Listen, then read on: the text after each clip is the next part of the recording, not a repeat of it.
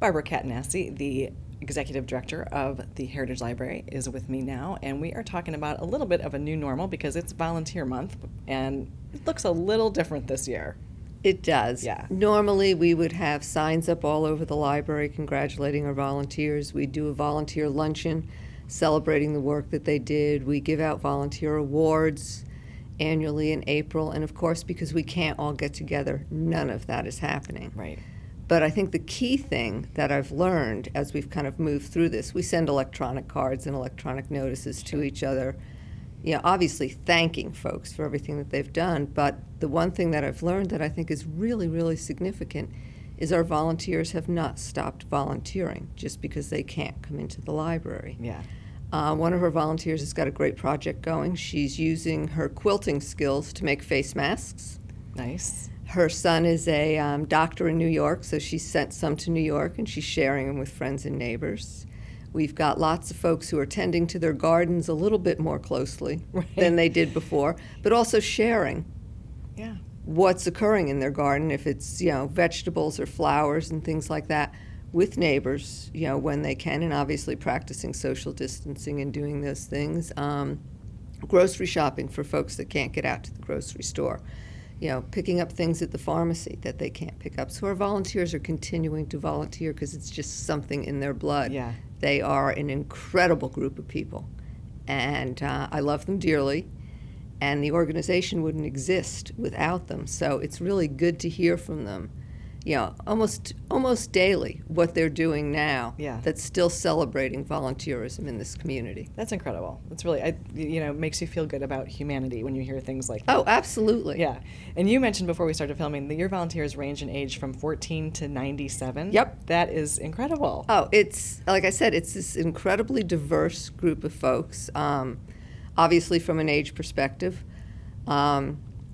Ethnic perspective, religious perspective, gender perspective. So I have this great group, and learning from them throughout this experience is challenging us to create a new project with our volunteers, and we'll reach out to the membership, and we're going to reach out to some of our organizational partners like Coastal Discovery, Mitchellville, Gullah Museum, Culture HHI, folks like that, and try to create a time capsule for Hilton Head on what did this moment in time mean to Hilton Head Island? What changed in island life?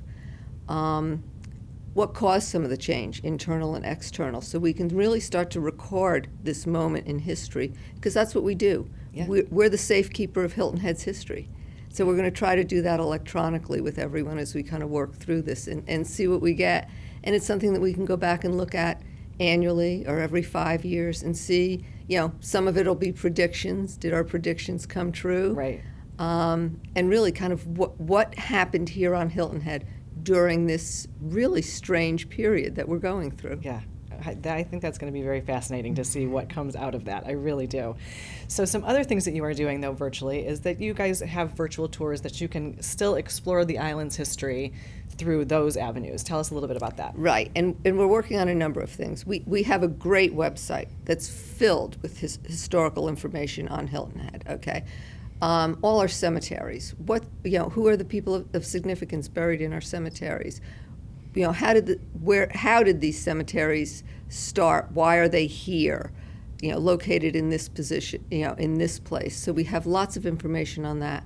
We've just finished a reconstruction project, so it gives you an incredible snapshot of what Hilton Head was like during the Reconstruction era. One of my favorite parts is the education piece, because a team of researchers went back and found the missionary teachers who came to Hilton Head and taught during that time. Wow. So you've got biographies of these teachers, snippets of letters to home from them. It's a great thing to learn about Hilton Head and what happened in that period. So we kind of take Hilton Head, from its beginning and discovery through to modern day history, and you can find all that on the website. And it's some great reads, and it's some great activities that you can do with students. Adults can do it too. It's all good. And the other thing that we do too is work with folks on ancestry research. So as we look at our overall history, but also what's the history in our family. Well, that's all really interesting. And as you touched on, with kids being home now, what a great opportunity to, with homeschooling, actually dig into the history of where we live. Right, and we actually have teacher resources and curriculum and lesson plans on the website, so folks can kind of dig through and get all that information. And the other thing that we're doing is really starting to use Facebook a little bit more, because we all are. Okay, that's kind of one of those things that social distancing piece has made social media. It's not that it wasn't the norm, because it is, but that usage is becoming greater and greater. Right. So one of our volunteers is putting ancestry research tips and techniques onto the Facebook page twice a week. Dee Phillips, who works in our history department, is going to start to do some great little pieces on Hilton Head history, and we have a cast of living history characters. So she's going to interview the living history characters on Facebook Live and post it so that folks can learn a little bit more of our history from, I guess, the first-person perspective told through the eyes of one of our volunteers. How great is that? That sounds like so much fun. Well, you guys are really doing a lot during this time, and as I said to some of my other guests today, it's great to be thinking out of the box, because it gives us a chance to really explore our creativity and make sure we are still getting our information out there. So thank you for being here to share with us all about the Heritage Library and what you're doing right now this month. And it's great information, so thanks so much. And thank you for being with us on Talk of the Town. We'll see you next time.